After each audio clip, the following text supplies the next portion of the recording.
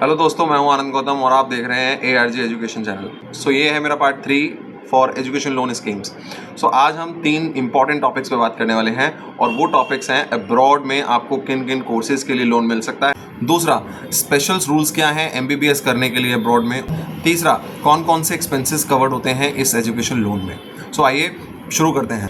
सो अगर आप फॉरेन में पढ़ना चाहते हैं, सो बैंक सिर्फ कोर्स का नाम ही नहीं देखता, बेसिकली वो अब्रॉड में जो यूनिवर्सिटी में आप पढ़ने जा रहे हैं उस यूनिवर्सिटी और कॉलेज को भी देखते हैं रिकॉग्नाइज्ड है या नहीं है। एजुकेशन लोन फॉरेन में इन कोर्सेज के लिए मिल सकता है। पहला, ग्रेजुएशन लेवल पर प्रोफेशनल और टेक्निकल कोर्सेज के लिए। दूसरा, पोस्ट ग्रेजुएशन लेवल पर MBA MCA टाइप्स कोर्सेज के लिए। तीसरा, एरोनॉटिकल इंजीनियरिंग के लिए। चौथा, शिपिंग कोर्सेज के लिए। पायलट ट्रेनिंग और गवर्नमेंट या कॉम्पिटेंट अथॉरिटी से रिकॉग्नाइज्ड कोर्सेज के लिए भी लोन मिल सकता है। बैंक हमेशा जिस कॉलेज में आप जा रहे हैं या यूनिवर्सिटी में आप जा रहे हैं, बैंक हमेशा उसकी एफिलिएशन और उसकी रिकॉग्निशन को वेरीफाई कर, तो आप अप्लाई करने से पहले उस कॉलेज को और उस यूनिवर्सिटी को खुद ही वेरीफाई कर सकते हैं ऑनलाइन। सो बात आती है MBBS के लिए इंपॉर्टेंट रूल्स।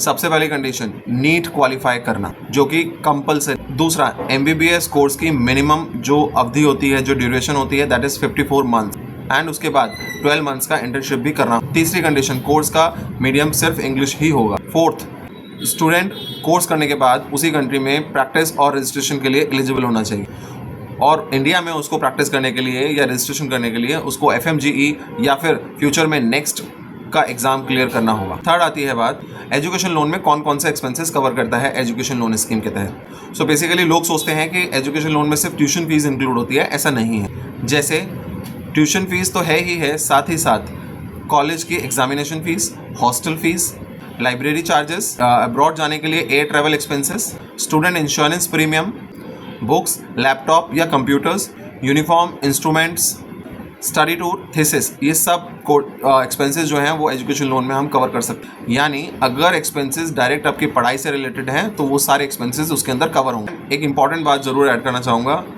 वोकेशनल ट्रेनिंग और स्किल डेवलपमेंट कोर्सेज जो होते हैं उसमें ये लागू नहीं है।